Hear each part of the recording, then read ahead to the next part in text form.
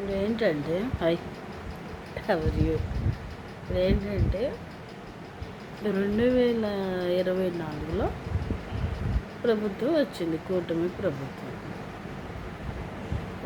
Pawan sir వాళ్ళతో టీడీపీతో కలిసి ఒకళ్ళకొకళ్ళు కాంప్రమైజ్ అయ్యి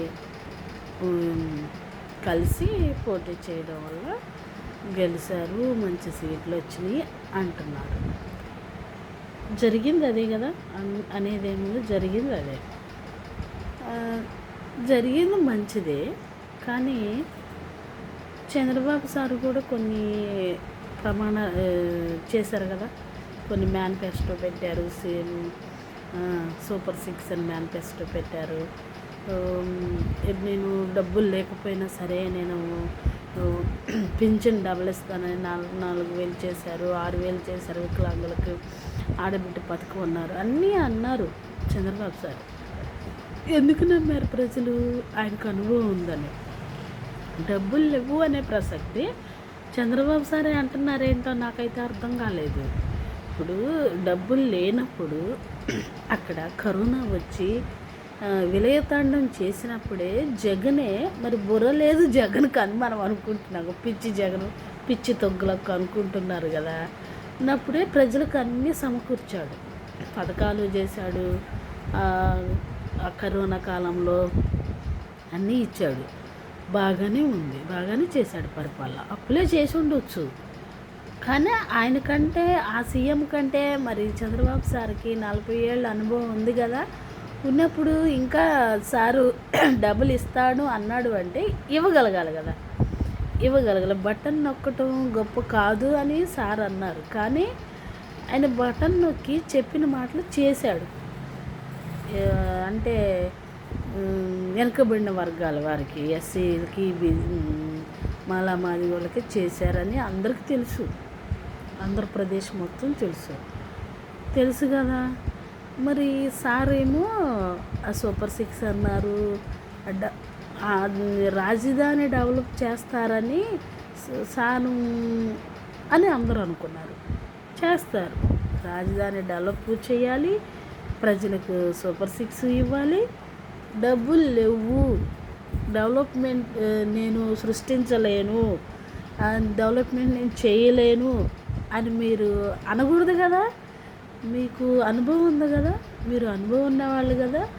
అందుట్లో మళ్ళీ కేంద్రం మీకు సపోర్ట్గా ఉంది, మోడీజీ సపోర్ట్గా ఉన్నారు. మీకు ఎన్ని నిధులు కావాలంటే అన్ని నిధులు ఇస్తామంటున్నారు. ఏ ప్రాజెక్టుకైనా డబ్బులు ఇస్తామంటున్నారు, డెవలప్మెంట్కి డబ్బులు ఇస్తామంటున్నారు, అన్నిటికీ డబ్బులు ఇస్తామని మోడీజీ అంటున్నప్పుడు, మీకు కేంద్రం మీకు సపోర్ట్గా ఉంటున్నప్పుడు పథకాలు అమలు చేయడానికి మీకు ఏంటి చెప్పండి. పవన్ సార్ ఏమో పంచాయతీ పట్టుకొని ఆయన తిరుగుతున్నాడు, పంచాయతీ శాఖ పట్టుకొని, లోకేష్ విద్యాశాఖ పట్టుకొని ప్రచారం చేసుకుంటున్నారు, అర్జీలు తీసుకుంటున్నారు. ఆయన చేయాల్సిన పని ఆయన చేస్తున్నాడు. ఆయన ఎక్కడ రోడ్లు లేవా, ఏం లేవా, పంచాయతీల్లో డబ్బులు లేవా, అవి లేవా, ఇవి లేవా అని ఆయన చూస్తున్నాడు. ఈయన విద్యాశాఖలో ఏమేమి లోపాలు ఉన్నాయి అని ఈయన చూస్తున్నాడు. అవన్నీ వాళ్ళు చేస్తారు. మీరేం చేయాలి? మీరు సంపదలు సృష్టించి వాటన్నిటికీ సరిపోయే నిధులు మీరు సమకూర్చాలి. ఎందుకు? మీరు అనుభవం ఉన్నవాళ్ళు కాబట్టి. అనుభవం ఉన్న వాళ్ళు ఏం చేయాలి? ఇది లేదు, అది లేదు అనుకోకుండా అన్నీ సమకూర్చగలగాలి. మీరు సమకూరుస్తారనే కదా మిమ్మల్ని గెలిపించింది. మీరు ఇప్పుడు నిధులు లేవు, ఇక్కడ ఏమీ లేవు, ఎవరికి ఇవ్వటానికి ఇక్కడ డబ్బులు లేవు, ఏమీ లేవు, సూపర్ 6 లేవు, ఏమీ లేవు, ఓన్లీ నేను రాజధాని డెవలప్ చేస్తానంటే ఎలా సార్? అలా ఎలా? తర్వాత మళ్ళీ మళ్ళీ ఇవన్నీ ఆడబెట్టి రైతులకు వేసేవాళ్ళు అంట. మరి చూడండి, ఆయన తొగ్గులకే కావచ్చు అని అన్నారు ప్రజలు, కానీ ఆయన అందరికి ఇచ్చాడు డబ్బులు. ఆటో వాళ్ళకేంటి, పాస్టర్లకేంటి, స్కూల్ పిల్లలకేంటి, కాలేజీ పిల్లలకేంటి, వృద్ధాప్య పెన్షన్ ఏంటి, వికలాంగులకేంటి, ఆరోగ్యశ్రీ కానీ ఏదైనా సరే అన్నీ ఇచ్చాడు ఆయన. ఇవ్వకుండా ఏం లేడు. గవర్నమెంట్ స్కూల్ని కూడా డెవలప్ చేశాడు, అన్నీ ఇచ్చాడు. కాకపోతే కొన్ని ఆయనకి తెలియలేదు అంతే. కొన్ని ఆయనకి తెలియలేదు అని అనుకుంటున్నారు. కానీ ఒక ప్రభుత్వాన్ని మనం నిర్మించుకోవాల్సి వచ్చినప్పుడు ప్రజలందరూ ఏకమయ్యి ఒక ప్రభుత్వాన్ని నిర్మించినప్పుడు ఆ నమ్మకాన్ని మీరు నిలబెట్టుకోవాలి కదా.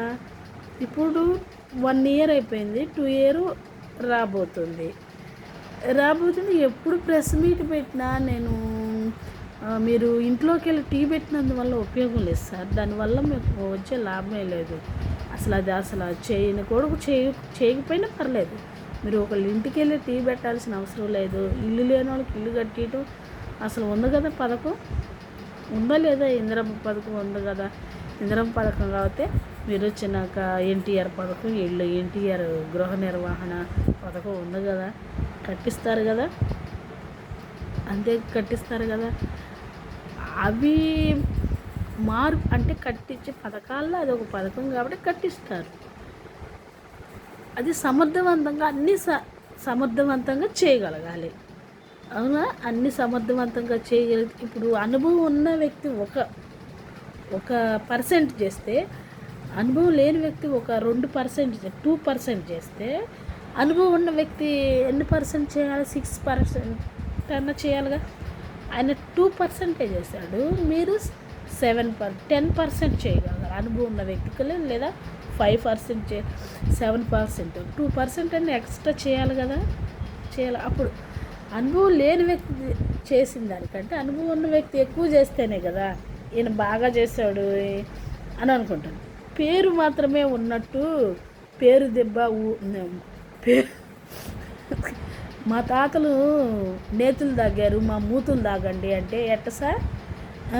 మా తాతలు నేతులు తాగారు, మా మూతులు నాకండి అంటే అదెట్ట సార్? పని చేయాలి కదా.